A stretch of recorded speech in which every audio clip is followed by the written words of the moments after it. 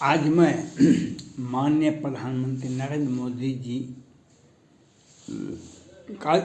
का जो कल पंजाब में यात्रा था, एक जनसभा को संबोधित करते, लेकिन किसान के रूप में कुछ लोगों ने एक सोची समझी साजिश रची, जो घटना नहीं हो सका। नहीं तो फिर भारत को सोचने के लिए, रोने के लिए विवश होना पड़ता। 1 महीना भी नहीं हुआ है बिपिन रावत जी के विमान पर, हेलीकॉप्टर पर मिसाइल अटैक हुआ, जिसमें 14 आदमी बिपिन रावत जी के साथ, और हमारी सुरक्षा व्यवस्था को भी चैलेंज किया गया। वे चले गए, लेकिन हमारी सुरक्षा व्यवस्था को भी चैलेंज किया गया। मैं माननीय प्रधानमंत्री नरेंद्र मोदी जी से ही पूछना चाहता हूं, आपकी सुरक्षा में जो गुप्तचर एजेंसियां हैं वह क्या करती थी?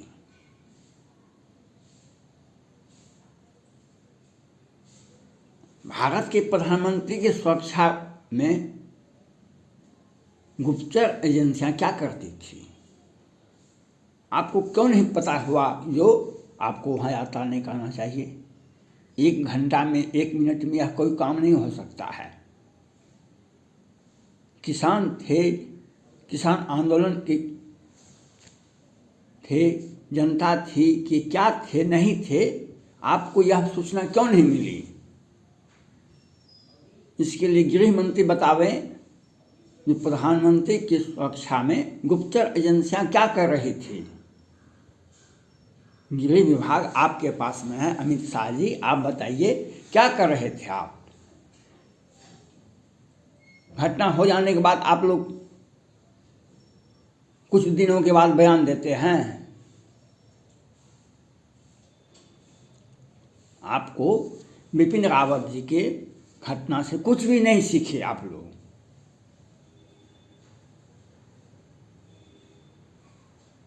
मैं जानना चाहता हूं, देश को आप बताइए, आपने बिपिन रावत जी की दुर्घटना से क्या सीख लिए?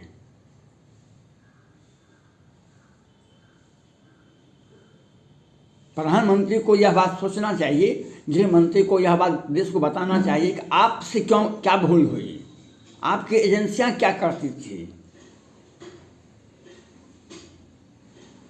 आप इसके लिए जिम्मेवार हैं, पंजाब सरकार जिम्मेवार है ही, लेकिन प्रधानमंत्री, गृह मंत्री जिम्मेवार हैं। आपका जब खुद आपके गुप्तचर एजेंसियां हैं और आप अब बिपिन रावत जी का घटना, अभी भारत के लोगों का आंख का आंसू भी नहीं सूखा है, और आप लोग इत्मीनान हो जाते हैं। आपको सीखना पड़ेगा।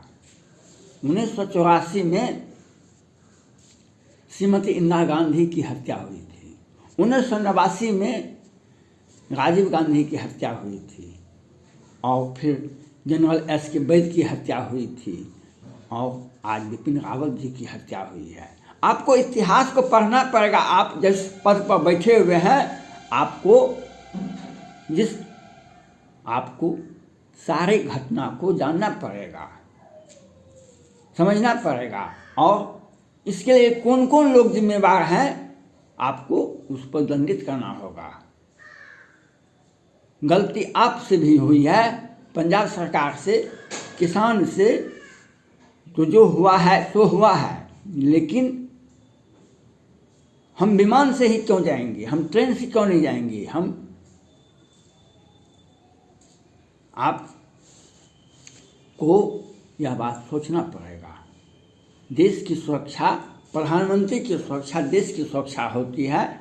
आप चीन से विवाद में हैं, पाकिस्तान से विवाद में हैं। 1971 में जब पाकिस्तान की 93,000 सेना आत्मसमर्पण कर दिया था भारत में, उस वक्त के तत्कालीन प्रधानमंत्री राष्ट्रपति जो थे जुल्फ़िकार अली भुट्टो साहब, वह समझौता किए थे भारत में। और विमान में जब जाने लगे उन्होंने कहा कि आज भारत ने हमें शर्मिंदा किया, जब तक दुनिया में पाकिस्तान रहेगा तब तक पाकिस्तान एक आतंकवाद को पैदा करेगा और भारत को तंग और तबाह करेगा। आज डोकलाम में 72-73 दिनों तक आप चीन की सेना के सामने लड़ते रहे और चीन का शर्मिंदा, चीन का जो अपमान हुआ वह इतिहास में आज तक नहीं हुआ।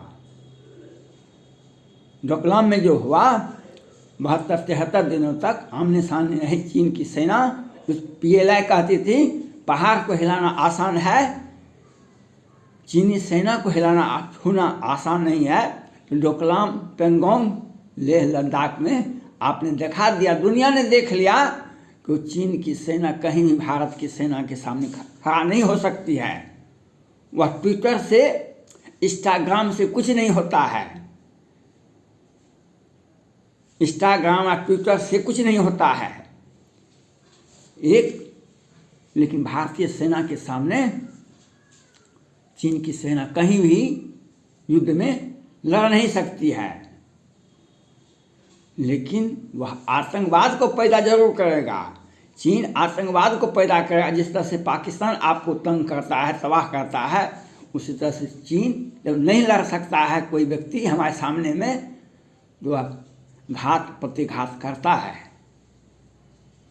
हमारे सामने में बोल नहीं सकता है लेकिन घात प्रतिघात तो करेगा। तो आपको यह सोचना पड़ेगा, प्रधानमंत्री को सोचना पड़ेगा, गृह मंत्री को सोचना पड़ेगा, देश की सुरक्षा एजेंसियों को सोचना पड़ेगा। आपने 20-25 जवान खोए तो उसके सैकड़ों जवान चीन के चले गए। आज बर्फीली में किस तरह से चीन की सेना ठंड में बर्फ बन रही है, तो वह लड़ नहीं सकता। लेकिन साजिश तो कर सकता है, वह तो ड्रोन हमला कर सकता है, वह मिसाइल अटैक तो कर सकता है। एक ही विमान पर करे, आपके हवाई जहाज उड़ने के पहले आपको रडार सिस्टम को देखना पड़ेगा। आपका विमान उसके लिए रिहर्सल होना चाहिए, जो कहीं भी कहूँ कि चीन एक तरफ चीन है, एक तरफ पाकिस्तान है। आपको देश की सुरक्षा के साथ नहीं पाकिस्तान लड़ सकता है भारत की सेना के सामने, नहीं चीन लड़ सकता है। यह दुनिया में स्थापित हो गया। जब ताइवान जिसमें लाखों, 1 करोड़ भी संख्या में है, उससे नहीं लड़ सकता है, तो भारत से क्या लड़ेगा चीन। लेकिन वह साजिश करता रहेगा भारत के आंतरिक मामलों में, कहीं पर किसी संगठन को, कभी कहीं किसी संगठन को, कहीं म्यांमार के संगठन में उग्रवादी संगठन, कभी नागालैंड के उग्रवादी संगठन को, कभी किसान को, कभी कहीं पर। नेपाल में 10 वर्ष पहले किस तरह से माओवादी वहाँ पर थे और किस तरह से वहाँ की सत्ता को तहस नहस किया करता था। कितने सेना के जवान नेपाल में मरे थे, उस सब के पीछे माओवादी के पीछे चीन था। उसके बाद भारत के इस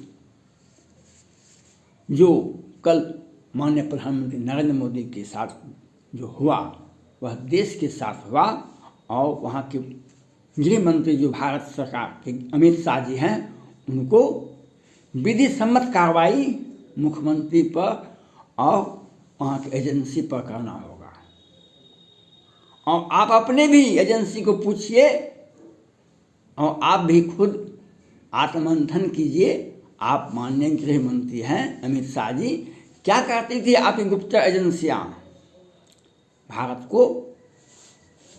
इंदिरा गांधी, राजीव गांधी और जनरल SK बैल और बिपिन रावत के घटना से आपको सीखना पड़ेगा। कुछ सीखिए, नहीं सीखिएगा तो देश बड़ी है, आपके दुश्मन भी बड़े हैं, और आप प्रजातांत्रिक देश की व्यवस्था में हैं, आपको हर जगह जाना भी पड़ेगा, आपको जनसभा भी करना पड़ेगा, और आप अपने लोकप्रियता का भी विस्तार करना होगा, तो अपनी सुरक्षा को भी आपको देखना पड़ेगा। ऐसे जाने से और घोषणा करने से आपको रूट भी बदलना पड़ेगा, आपको विमान यात्रा भी छोड़ना पड़ेगा, आपको ट्रेन से भी जाना पड़ेगा, आपको दुश्मन के हर नियत और नियम पर, उस पर नियत पर आपको परख करना पड़ेगा, जिससे और चीन और पाकिस्तान और भारत के आंतरिक मामलों में और सिख समुदाय से मेरा आग्रह है, पंजाब के सिख समुदाय से, आप महान हैं। गुरु गोविंद सिंह जी ने कहा था, 10-10 से एक लड़ाऊं, गुरु गोविंद नाम कहाऊं। उन्होंने क्यों कहा था, किस वक्त कहा था, यह आपको देखना पड़ेगा। उस वक्त मुगल का इतिहास था, मुगल का शासनकाल था भारत में, और मुगल में जब औरंगजेब हुए थे, वह हिंदुओं को, सिखों को तुरंत और तबाह क्या करना शुरू कर दिए थे। गुरु गोविंद सिंह ने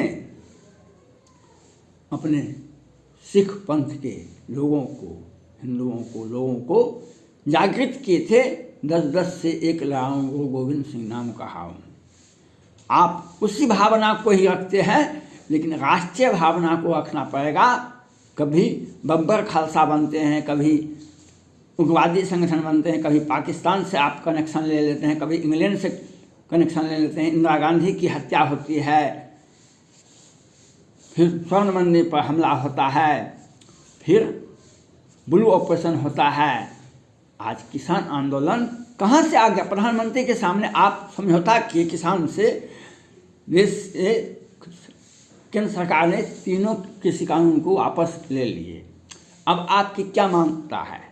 और आपको राज्य सरकार से है, तो आप राज्य सरकार से अपील कीजिए। भारत सरकार ने तीनों कानून, कृषि कानून बिल वापस ले लिया, अब आपको क्या रहा? आप किसी के बहकावे में मत आवे, आप किसी के बहकावे में नहीं आना चाहिए। आपको हमको लीगल राइट है, हमारा फंडामेंटल राइट है, हम आंदोलन करेंगे दिन में, आंदोलन रात में नहीं हो सकता। रात में अंधेरे में उग्रवादी नक्सली हमला होता है, दिन में आंदोलन होता है, उसके लिए विधिवत नियम होता है। आप सूचना दीजिएगा, आप आंदोलन करेंगे, हम प्रदर्शन करेंगे। आपको इस तरह से आप अपना इतिहास को ही धूमिल कर रहे हैं। भारत की आज़ादी में सिख समुदाय का जितना बड़ा योगदान रहा है, उतना भारत में कि आज़ादी में हिंदू, मुसलमान और किसी भी जाति धर्म का नहीं रहा है। सिख का इतिहास को हम नमन करते हैं। सिख की आज़ादी के लिए जो अपनी जान की बलि दिए थे, हम उनको नमन करते हैं। लेकिन आज जो सिख समुदाय है, वे भटक गए हैं रास्ते से। देश के इतिहास के, गौरवमयी इतिहास के, गुरु गोविंद सिंह नाना के इतिहास को आप भूल रहे हैं। आपका यह इतिहास नहीं है। आप देश के सिरमौर हैं, और किसी के बहकावे में आकर के आंदोलन करना आपका लीगल राइट है। लेकिन प्रधानमंत्री के, वह देश के प्रधानमंत्री हैं, नरेंद्र मोदी जी प्रधानमंत्री आज हैं उस पर, लेकिन देश की सुरक्षा के लिए प्रधानमंत्री की सुरक्षा और उसमें एकाएक आना, यह निंदा का विषय है। आपका निंदा किया जाना, आपके इस कार्यक्रम का हम निंदा करते हैं। धन्यवाद।